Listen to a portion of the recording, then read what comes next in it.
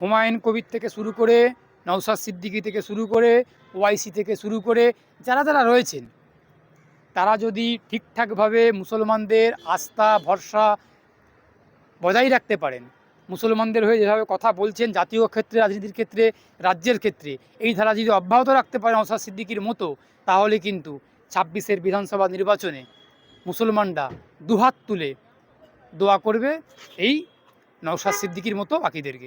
নওশাদ সিদ্দিকীকে তো কোনো হারিয়ে দেওয়ার প্রশ্নই ওঠে না, আমি ওই প্রশ্নই আসছিই না।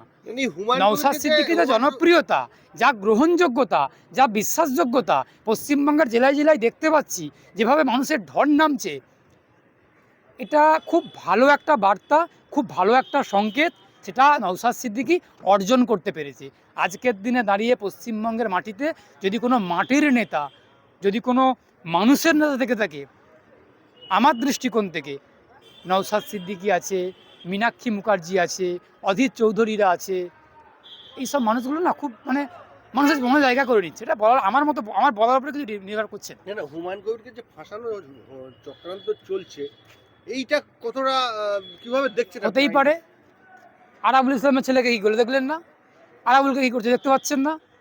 কাইজারকে কী করছে? সুতরাং তৃণমূলের যারা যারা মুসলিম নেতাগুলো, যারা যারা মুসলিম মানুষগুলো তৃণমূল থেকে বেরিয়ে আসছে, তাদেরকেই মমতা বন্দ্যোপাধ্যায়ের পুলিশ মিথ্যা মামলা দিয়ে মামলা করে একটা তার জীবনকে স্তব্ধ করে দেওয়ার চেষ্টা করছে।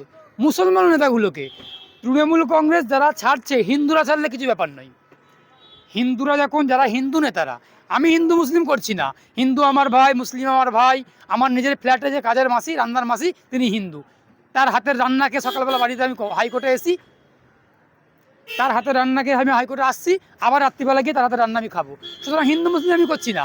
আমি বলছি যখন হিন্দু নেতাগুলো যখন তৃণমূল কংগ্রেস ছেড়ে দিচ্ছে, তাদের বিপক্ষে কিন্তু তৃণমূল কংগ্রেসের কোনো পদক্ষেপ নেই, কোনো বার্তা নেই।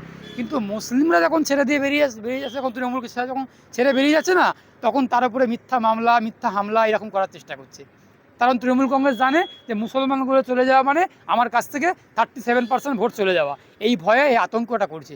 যতই যাই করুক না কেন, বাংলার মুসলমানদেরকে ধরে রাখতে পারবে না, পারবে না, পারবে না। বাংলার মুসলমানরা সত্য, সঠিক, যোগ্য জবাব আগামী দিনের বিধানসভা নির্বাচনে এই আঙুলের মধ্যে দিয়ে ইভিএমেতে গিয়ে বুঝিয়ে দিবে। নওশাদ সিদ্দিকী, হুমায়ুনরা থেকে শুরু করে, এটা তার জ্বলন্ত এবং চূড়ান্ত দৃষ্টান্ত। সিপিডিআর হিউম্যান রাইটসের যে উইং, সেই উইংয়ের কৃষ্ণনগর শাখার তেহট্ট জেলার যিনি প্রেসিডেন্ট মাইলো খান, তিনি একটি মামলা আজকে ফাইল করেছিলেন। সেই মামলার আজকে রায় আজকে ডিভিশন বেঞ্চ, মানে প্রধান বিচারপতি ডিভিশন বেঞ্চ আজকে দিয়েছেন। মূল মামলাটা যেটা নিয়ে ছিল যে পশ্চিমবঙ্গের সমস্ত জায়গায় নদী বাঁধ থেকে ইল্লিগালভাবে মাটি কেটে নেওয়া হচ্ছে, বিশেষ করে তেহট্ট এবং চোপড়া এলাকায় প্রচুর এইভাবে মাটি কাটা হচ্ছে। প্রত্যেক দিন প্রায় 70 থেকে 100 ফুট গভীর গর্ত করে মাটি কাটা হচ্ছে, যেখানে 5 ফুটের বেশি মাটি কাটতে গেলে, মানে 5 ফুট করতে গেলেও পারমিশন লাগে, সেখানে 70 থেকে 100 ফুট প্রতিদিন কেটে নেওয়া হচ্ছে। 2.5 থেকে 3000 ফুট গভীর গর্ত কুমিরমারি যে ড্যাম, সেই ড্যামের দুদিকে হয়ে গেছে। সাধারণ মানুষ বলছে যে এখানে এই জন্য ক্রাইম বেড়ে যাচ্ছে। শুধু তাই নয়, প্রত্যেক বছর একটু বর্ষা হলেই জুন জুলাই মাসে যে কৃষ্ণনগর এবং তেহট্টতে যে বিশাল যে বন্যা হচ্ছে, তার কারণও কিন্তু এইটা। কারণ এত মাটি কেটে নেওয়ার ফলে যখন বেশি জল হয়ে যাচ্ছে, ড্যাম আর ধরে রাখতে পারছে না, আশেপাশের সেই এলাকা ভাসিয়ে দিচ্ছে। এবং এমন পরিস্থিতি, ড্যামের জায়গায় জায়গায় ফাটল দেখা দিয়েছে। যে কোনো মুহূর্তে ড্যাম ভেঙে পড়ে এই এলাকা পুরো জলে প্লাবিত হয়ে যাওয়ার সম্ভাবনা রয়েছে। এটা কোন এলাকা? এটা হচ্ছে তেহট্ট এবং চোপড়া, নদিয়া ডিস্ট্রিক্টে কৃষ্ণনগর সাব ডিভিশনের মধ্যে পড়ে। আর আজকে এই মামলা আমরা যখন হিয়ারিং করতে গেলাম, আমরা প্রধান বিচারপতিকে বললাম যে 26শে জুন 2025-এ হাইকোর্ট এই রকম ধরনের একটা মামলা শুনেছিল আলিপুরদুয়ার ডিস্ট্রিক্টের। তাতে হাইকোর্ট অর্ডার দিয়েছিল যে সমস্ত ডিস্ট্রিক্ট, যত পশ্চিমবঙ্গে যত ডিস্ট্রিক্ট রয়েছে, তাদের এডিএম এবং ডিএম, তারা এর বিরুদ্ধে একটা রেজলিউশন পাস করবে এবং এইভাবে ইল্লিগাল মাটি কাটা সারা পশ্চিমবঙ্গে বন্ধ করতে হবে। এবং বেশিরভাগই ইটভাটার কোনো পারমিশন নেই, তারা যাতে এইভাবে মাটি না কাটতে পারে তার বিরুদ্ধে এডিএম ডিএমকে ব্যবস্থা নিতে হবে, পুলিশকে ব্যবস্থা নিতে হবে এবং স্ট্রং রেজলিউশন পাস করতে হবে। কত সালে কত সালে সেইটা অর্ডার দিয়েছিল হাইকোর্ট 26শে জুন 2025। আজকে 7.5 মাস পর সেম ধরনের মামলায় যখন সেই প্রসঙ্গ উঠেছে, কার্যত রাজ্য সরকারের যিনি এজি তিনি বলছেন যে তার কাছে এরম কোনো রেজলিউশনের কপি নেই।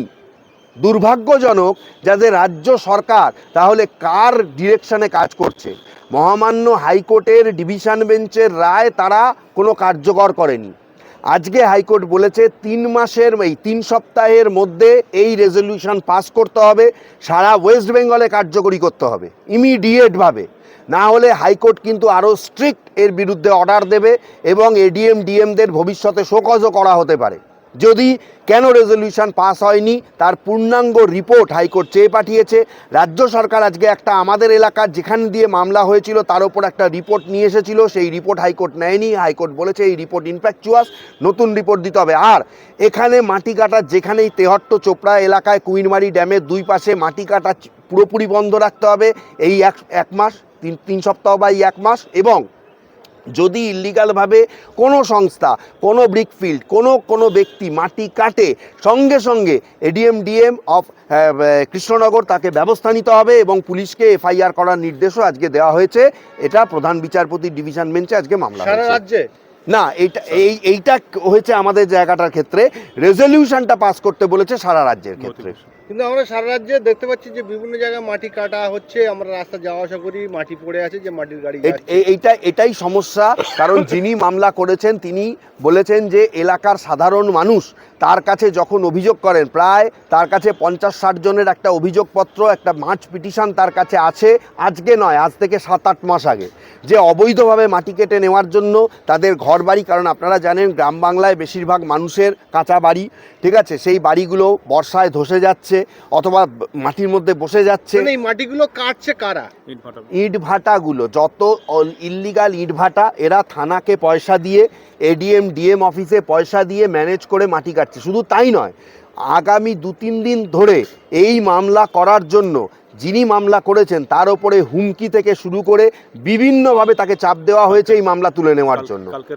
কালকে রাত্রিরে মানে তিনি যেখানে থাকেন তার বাড়িতে হামলা পর্যন্ত চালানো হয়েছে। কোনো রকমে তৃণমূল ইনভার্টার মালিকরা এবং যতদূর সম্ভব তাদের যারা আশ্রিত গুন্ডারা, যারা রাজ্য সরকারের মানে মদতে ঘুরছে, তারাই চালিয়েছে। বর্তমানে রাজ্যে একটা গাছের পাতাও নড়ে না শাসক দলের তৃণমূলের সমর্থকদের অনুমতি ছাড়া। একদম। তো সেই জায়গায় মাটি কাটা হচ্ছে শুধুমাত্র থানায় টাকা দিয়ে, কি এটা সম্ভবপর? মানে দেখুন, সব থেকে বড় ব্যাপার হচ্ছে যে এখানে ওপর মহল পর্যন্ত এই টাকার ভাগ যায়, যে আপনাদের কাছে বিভিন্ন সময়ে যে তথ্য যে উঠে এসেছে যে টাকার ভাগ এখানে আজকে কালীঘাট অবধি আসে, সুতরাং ওপর মহল পর্যন্ত এখানে টাকার ভাগ যায়।